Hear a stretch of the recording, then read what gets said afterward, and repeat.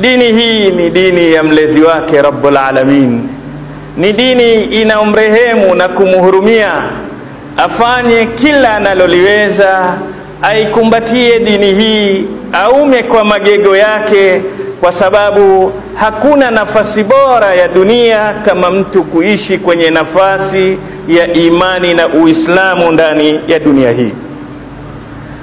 Hali ya kwanza katika mambo ambayo ukiyafanya malaika wanakuombea dua.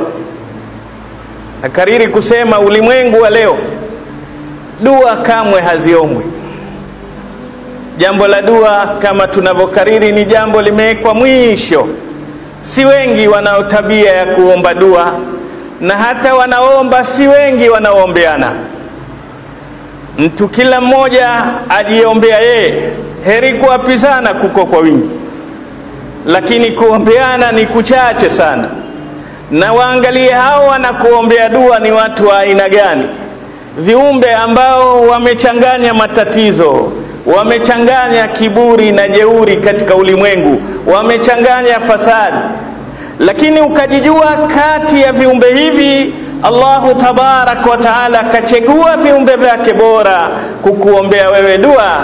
Ni fursa dhahabia unaotakikana uitumie vizuri, kwa sababu fursa kama hii haina shaka kwamba labda dua yangu imepokelewa au haikupokelewa, labda hawa wanaoniombea waniombea kwa ikhlasi au niria.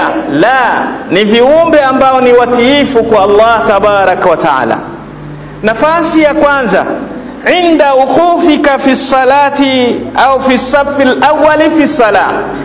Khutba iliyopita nilizungumza kwamba jamani, kupita kwa siku 10 tusirudi tutokapo, kwa sababu umri wetu hautujui mwisho wake.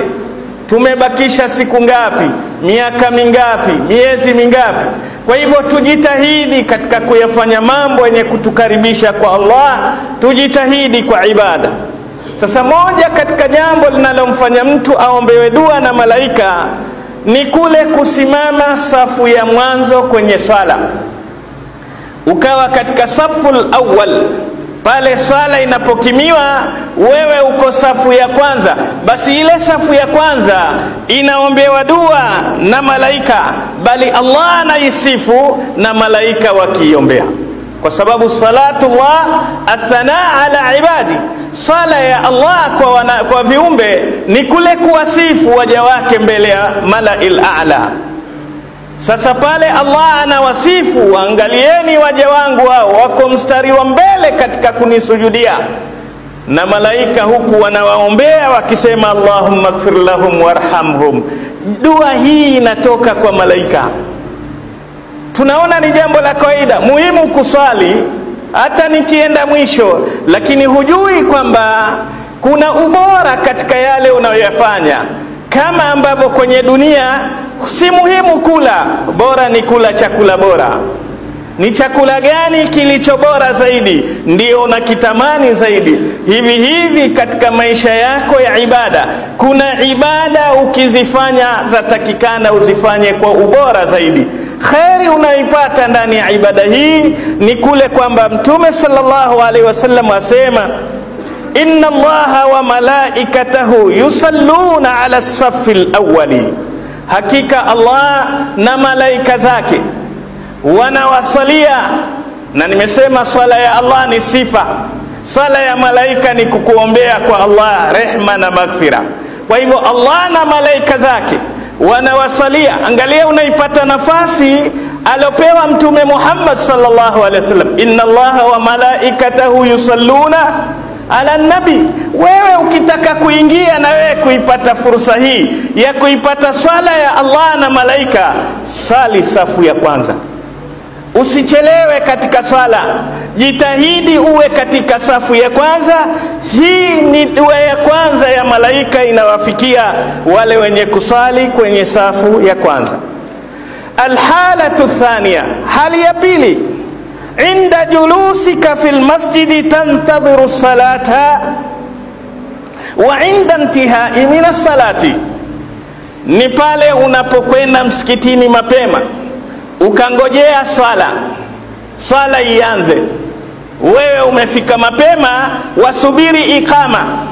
Sasa muda ule utakaa, malaika wanakuombea Allahumma ighfir lahu warhamhu, Allahumma ighfir lahu. Subhanallah, angalia fursa hizi unaombewa na malaika kwa kuwa umekuja mapema kungojea swala.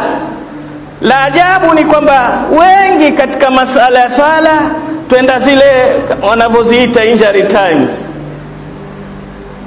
Watu kwenye mipira huenda wakangojea mpira uanze ili asikose mwanzo, akakaa mbele apate nafasi mzuri ya kuona vizuri. Pengine mpira uko Ulaya, yuko kwenye banda, fujo, moshi za sigara, bala, lakini avumilia tu, ataka awe na nafasi mzuri ya kuona vizuri.